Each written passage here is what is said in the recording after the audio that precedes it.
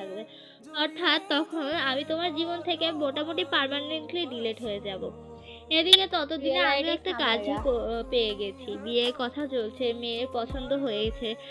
আমি তো এখন ভীষণ ব্যস্ত। এবার সত্যিই তোমাকে আমি ভুলে গেছি। শুধু রাস্তাঘাটে কোনো প্রেমিক-প্রেমিকা দেখলেও তোমার কথা খুব মনে পড়বে। রিয়েল আইডি কিন্তু তখন আর সামাইরা। দীর্ঘশ্বাসটাও আসবে না।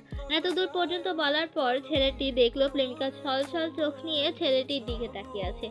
মুখে কোনো কথা নেই। ছেলেটিও চুপচাপ। একটু পরে প্রেমিকা বলল, "তবে কি সেখানেই সব শেষ?" ছেলেটি বলল, "না। কোনো এক মন খারাপের রাতে তোমার স্বামী নাক ডেকে ঘুমাবে আর আমার বউও ব্যস্ত থাকবে। নিজের ঘুমের রাজ্যে। শুধু তোমার আর আমার চোখে ঘুম থাকবে না। সেদিন অতীত আমাদের দুজনকে নিঃশব্দে কাঁদাবে।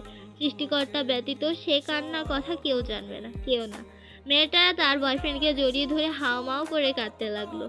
পরিশেষে মেয়েটা এটাই বলল যে পরিস্থিতির কাছে মানুষ অনেক অসহায়। প্লিজ আমার চ্যানেলটা সাবস্ক্রাইব করে দিও গাইজ। আমি সামাইরা।